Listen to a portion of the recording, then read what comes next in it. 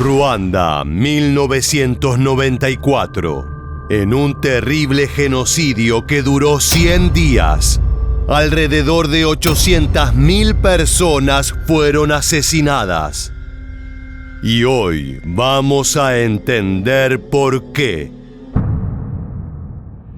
Este pequeño país en el corazón de África fue durante siglos una sociedad compleja pero cohesionada, donde Hutus y Tutsis compartían lengua, religión y territorio. Sin embargo, todo cambió con la llegada del colonialismo europeo. Los belgas impusieron una rígida división étnica, favoreciendo a la minoría ganadera como clase dirigente y relegando a la mayoría agrícola a una ciudadanía de segunda. Los primeros eran los Tutsis, considerados más cercanos al ideal europeo por sus rasgos físicos y supuestos orígenes. Y los desplazados eran los Hutus, que tuvieron que esperar hasta la independencia en 1962 para poder tomar el poder. Así comenzaron décadas de represalias y exilios masivos. Dentro del país, el resentimiento creció, alimentado por un gobierno hutu extremista que, bajo la retórica del miedo, preparaba algo más que una defensa: una limpieza total. Los Tutsis entonces se convirtieron en una fuerza armada y, organizados bajo el Frente Patriótico Ruandés, lanzaron una ofensiva en los años 90. El 6 de abril de 1994, el avión que transportaba al presidente Juvenal Habyarimana fue derribado. Y en cuestión de horas, las consecuencias fueron letales. Este evento desató uno de los genocidios más rápidos y brutales de la historia moderna. People had the impression that this was tribal warfare, that this was a repeat of something that had gone on forever, for centuries, and none of that was true. What was true was that this was a genocide fully as modern as the Holocaust, in the sense that it was state-organized and state-driven. At least 500,000 people were killed, and they were killed in 100 days. Does it have to be 800,000? Does it have to be 1 million to cross the threshold of horror? Isn't 500,000 enough? Aquel 6 de abril de 1994 fue el día que cambió la historia. Al caer la noche, el avión presidencial se preparaba para aterrizar luego de un viaje diplomático en el que Juvenal Habyarimana se había reunido con líderes africanos para negociar la implementación de acuerdos de paz que acabaran con la guerra civil que existía. Sin embargo, esas eran ideas frágiles en Ruanda. Los grupos enfrentados preferían recurrir a la violencia para conseguir sus objetivos. En segundos, una bola de fuego iluminó el horizonte. Los restos de la aeronave cayeron al suelo sin dejar sobrevivientes. Ese fue el disparo inicial, la chispa que encendió la polémica. ¿Quién oprimió el botón y por qué? La versión oficial del régimen Hutu fue inmediata. Aseguraron que el Frente Patriótico Ruandés, la fuerza rebelde conformada principalmente por tutsis exiliados en Uganda, había derribado el avión para sabotear los acuerdos de paz y tomar el poder por la fuerza. No obstante, existieron investigaciones y testimonios que apuntan en otra dirección. Sectores extremistas hutus opuestos al FPR y decididos a preservar el control absoluto del país habrían orquestado el atentado como pretexto para ejecutar un plan largamente preparado: el exterminio sistemático de los tutsis. Sea cual fuera la verdad, el impacto del misil no solo derribó un avión, desató un infierno.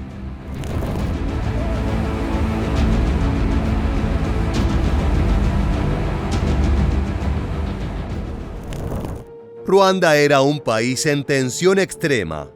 La economía estaba colapsada, el desempleo era asfixiante y los medios estatales vertían un discurso incendiario. Solo unas horas después del atentado, escuadrones de la muerte comenzaron a eliminar a figuras moderadas del gobierno y cualquier Hutu dispuesto a negociar la paz. Para los extremistas no existía la piedad, solo aceptaban la pureza étnica. Los Tutsis sabían que tiempos sombríos se avecinaban y su única esperanza era el Frente Patriótico Ruandés que se había conformado en el exilio durante décadas. Muchos de sus integrantes habían sido parte del ejército de Uganda y contaban con formación militar. Su objetivo era regresar a sus tierras para acabar con el sistema de exclusión impuesto por los Hutus desde la independencia. El FPR no era un grupo improvisado, era una maquinaria organizada, disciplinada y con una visión política estructurada. Pero enfrente se encontraba un enemigo ancestral que veía en ellos al antiguo régimen aristocrático Tutsi. Y la paz no era una opción. Por eso, dentro de Ruanda crecía una fuerza lista para dar batalla a la amenaza. Los Hutus respondieron con la Interahamwe, una milicia paramilitar organizada por el partido gobernante MRND, Movimiento Republicano Nacional para la Democracia y el Desarrollo. Su nombre significa los que atacan juntos, y su entrenamiento no era militar, sino ideológico. Jóvenes reclutados en barrios y aldeas eran adoctrinados con un discurso de odio étnico. En reuniones, en canciones, en emisiones de radio se repetía una idea. Los Tutsis no eran ruandeses, eran cucarachas. Radio is the most important form of communication in Rwanda. So people had the habit of expecting what came from the radio to be authoritative, to be actual instructions from the government. Sometime before the genocide, a few months before the genocide, a small private radio got started and took off. Very lively, very interactive. So this private radio began to incite people to killing. And went even beyond that, when the genocide got started, to give specific directions. Tras la muerte del presidente, la Interahamwe actuó con una rapidez escalofriante. Inmediatamente se instalaron puestos de control en todo Kigali, capital del país. Se pedía la cédula de identidad y si en ella figuraba Tutsi, el destino era uno solo. No eran simples ejecuciones. Era un plan sistemático. Casas marcadas, listas negras, vecinos convertidos en verdugos. Sin aviso ni tregua, la masacre había comenzado. Se puso en marcha una maquinaria de muerte aceitada, brutal y meticulosamente planificada. Era imposible cruzar las carreteras sin ser detenido por los cercos Hutus, donde jóvenes armados con machetes, garrotes y fusiles oxidados operaban de jueces y verdugos. Bastaba leer la palabra Tutsi para que el cuerpo quedara tendido en el polvo, o peor aún, arrastrado a la cuneta más cercana para ser ejecutado lentamente.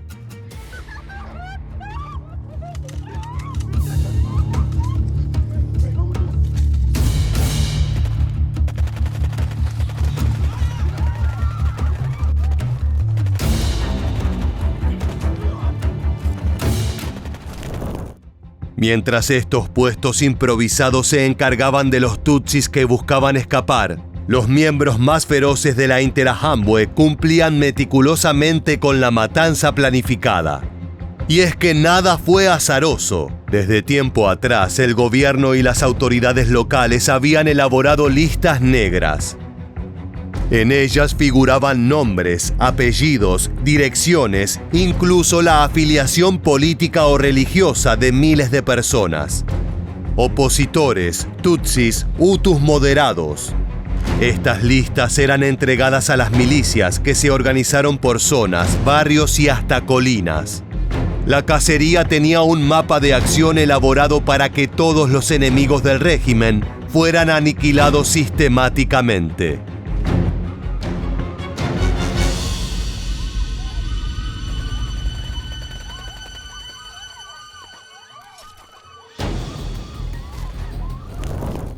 Las aldeas caían una por una, mientras la radio seguía ganando protagonismo en la masacre.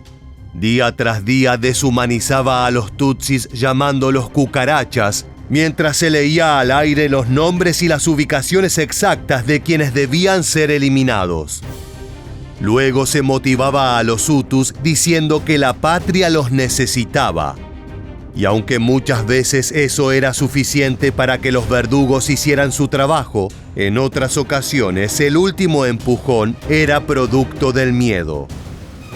Los combatientes sabían que si no mataban a los tutsis, serían asesinados por sus propios compañeros. Así fue como las personas asesinaban a sus propios vecinos, un esposo a su mujer, o un amigo de la infancia que le abría la puerta al escuadrón solo para recibir un machetazo. Incluso las iglesias se convirtieron en trampas mortales para quienes llegaban buscando refugio. ¿Con qué se encontraban? Con sacerdotes asesinos. Los cuerpos se apilaban por todas partes y mientras los hombres eran ejecutados en masa, las mujeres tutsis también fueron objeto de otra forma de brutalidad: la violencia sexual sistemática. Decenas de miles fueron ultrajadas, mutiladas y esclavizadas. En algunos casos fueron obligadas a convivir como esposas de milicianos. En otros eran mantenidas vivas únicamente para prolongar su sufrimiento. Niñas, adolescentes, ancianas. Ninguna quedó al margen del horror. Y quienes se negaban pagaban las consecuencias.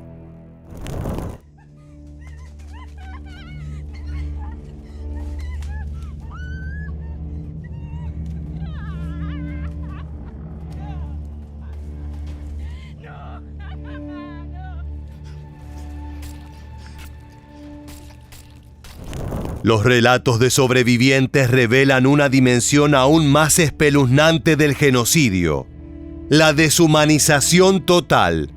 Muchas víctimas eran marcadas con cuchillos, torturadas o asesinadas frente a sus familias. El mensaje era claro: destruir no solo a los cuerpos, sino también la dignidad. No había escapatoria al infierno. Las escuelas, los campos de fútbol, los patios y las colinas que alguna vez habían sido fértiles se convirtieron en el escenario del exterminio.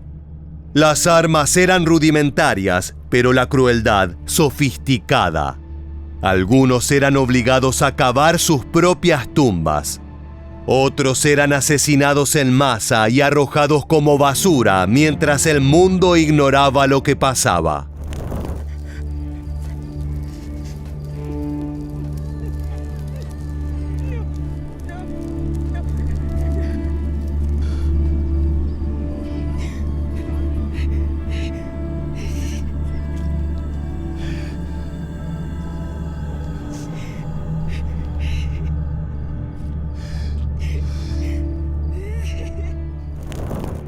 Cuando comenzó el genocidio, la ONU ya estaba en Ruanda.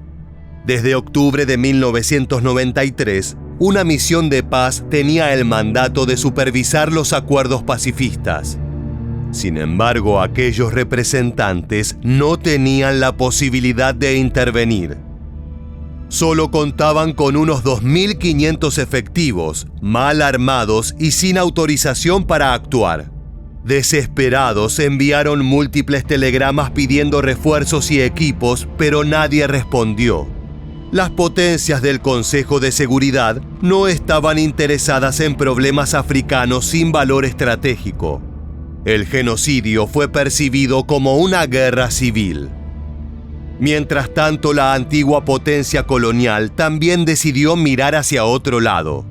Tras el asesinato de una decena de soldados belgas el primer día del genocidio, Bruselas ordenó la retirada inmediata de todas sus tropas. Los tutsis estaban solos, y cuando el resto de la comunidad internacional finalmente volteó la mirada hacia Ruanda, ya era tarde. What was striking about it was kind of the whole low-tech nature of it. This was a genocide that was not perpetrated with machine guns and gas chambers. I mean, these were machetes and knives and clubs. And that with the quick and rapid deployment that was our obligation as the international community, we could have actually stopped this thing. Pero eso nunca sucedió. Y luego de 100 días, la masacre no acabó por ningún tipo de intervención externa, sino por la ofensiva final del Frente Patriótico Ruandés. El ataque llegó desde el norte, tomando ciudad tras ciudad hasta capturar Cali en julio de 1994. No hubo negociación y tampoco tregua. El FPR no buscaba solamente detener la matanza, quería vengarse tomando el poder y lo logró. Con el colapso del régimen genocida, los milicianos de la Interahamwe, líderes políticos hutus y cientos de miles de civiles huyeron del país temerosos de represalias. Pero lo que siguió no fue una calma reconfortante, fue una tragedia en expansión. Más de 2 millones de personas cruzaron las fronteras hacia Zaire, Tanzania y otros países vecinos. Enormes campos de refugiados se improvisaron en cuestión de días y allí la historia volvió a teñirse de horror. En medio del hacinamiento, la desnutrición y el caos, una epidemia de cólera se desató con furia, matando a decenas de miles de personas en apenas semanas. Las letrinas se desbordaban, la gente tomaba el agua a pesar de saber que estaba contaminada. Las organizaciones humanitarias estaban desbordadas. Muchas de las víctimas que morían eran inocentes que habían huido por miedo. Las escenas de horror se seguían reproduciendo.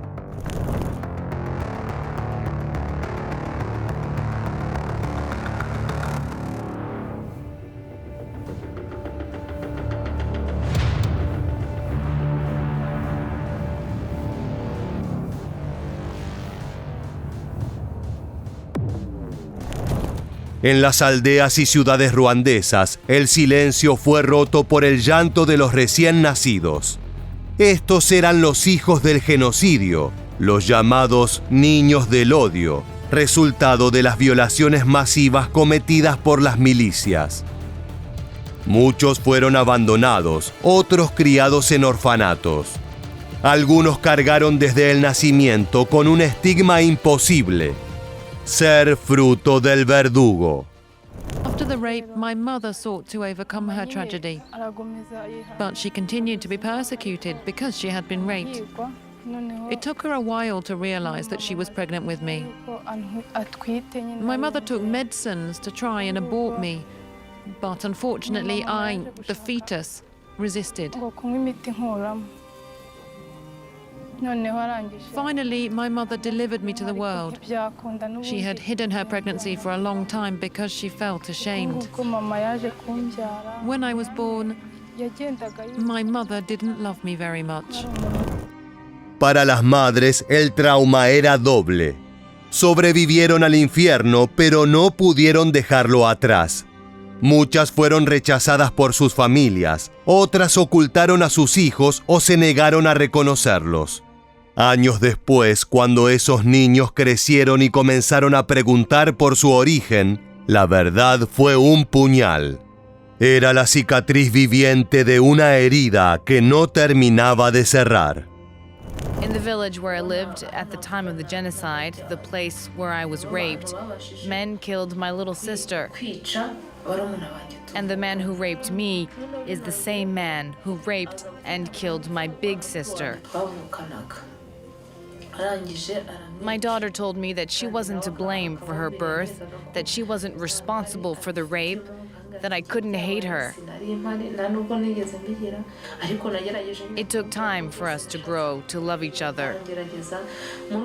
But eventually, she forgave me. We forgave each other. Las secuelas eran muchas, pero la justicia escaseaba. Ante la magnitud del horror, la comunidad internacional intentó redimirse al establecer el Tribunal Penal Internacional para Ruanda con sede en Arusha, Tanzania. Su objetivo: juzgar a los principales responsables de la masacre. Durante más de una década procesó a líderes políticos, militares, religiosos y mediáticos. Esta fue la primera vez que la violación sexual fue reconocida como arma de genocidio. También se juzgó a los responsables del discurso del odio como locutores de radio, periodistas, editores. No se trataba solo de asesinos con machetes, sino de quienes los guiaron con palabras. Pero la justicia fue lenta, limitada y en muchos casos percibida como lejana. Por esa razón, en paralelo, Ruanda desarrolló sus propios juicios comunitarios, conocidos como Gacaca, un sistema tradicional de justicia adaptado a la magnitud del crimen. Allí los perpetradores se enfrentaron a sus comunidades, confesaron, pidieron perdón o fueron condenados. De todas maneras, nada de eso podría sanar las grandes heridas.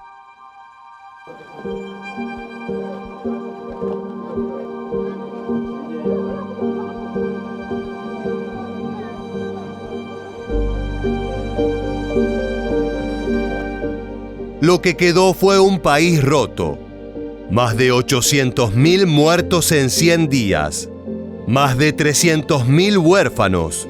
Una nación plagada de fosas, traumas y cicatrices abiertas. Pero también un país que, contra todo pronóstico, comenzó a levantarse. Hoy Ruanda es irreconocible para quien la compare con aquella nación ensangrentada de 1994. Sus calles están limpias, el crimen es casi inexistente y su capital brilla como una ciudad modelo de desarrollo africano. La economía crece, las inversiones llegan, el turismo florece. El hombre que condujo al Frente Patriótico Ruandés a la victoria, Paul Kagame, es hoy el rostro visible de una nación renovada. Para muchos, un héroe nacional. Para otros, un autócrata implacable. Como presidente, Kagame ha logrado estabilizar el país y convertirlo en un ejemplo de eficiencia y orden. Pero lo ha hecho con mano dura. En Ruanda no hay espacio para la disidencia. La prensa es vigilada, la oposición silenciada y los opositores viven bajo amenaza. Se ha construido una nación sobre el recuerdo del genocidio, pero también sobre el miedo a cuestionar la versión oficial del pasado. La reconciliación fue impuesta desde arriba, y aunque muchos ruandeses anhelan la paz, otros temen que esa paz esté hecha a base de un silencio forzado. Y así es como llegamos al final de nuestro video. Si te gusta este tipo de contenido, no olvides suscribirte y activar la campana para que te lleguen las notificaciones. Te esperamos en nuestra próxima entrega de Historia Militar.